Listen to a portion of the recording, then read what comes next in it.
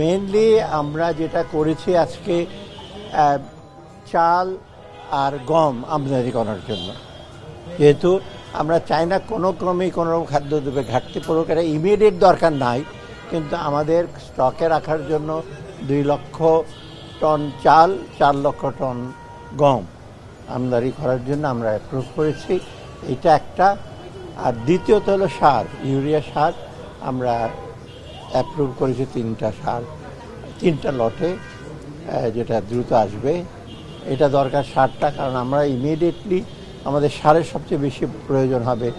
আমন শেষ হওয়ার পর বড়োতে কিন্তু সবচেয়ে বেশি সারের প্রয়োজন হয়, তাই না? বড় ধান হলো খুব ইন্টেন্সিভ সার, মানে ইনপুট ইন্টেন্সিভ যেটা আমরা বলি, ওটা এনশিওর করার জন্য আমরা অ্যাপ্রুভ করি।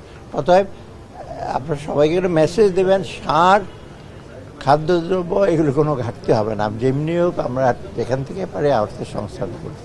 আর একটা গুদামের ব্যাপারটা একটা ওরা পোস্টপোন করেছে, গুদামটা একটু রিভিজিট করবে, ওটার দরপত্র নিয়ে একটু আছে, প্রশ্ন আছে আমাদের।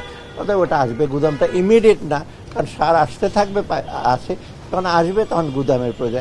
ইতিমধ্যে এমনি গুদাম আছে, ফ্যাক্টরিগুলোর গুদাম আছে, আমাদের বিএডিসির অনেক গুদাম আছে, সেইগুলোতে রাখা হচ্ছে। আর বাকি যেগুলো লাগবে সেগুলোর জন্য আমরা অর্থ সংস্থান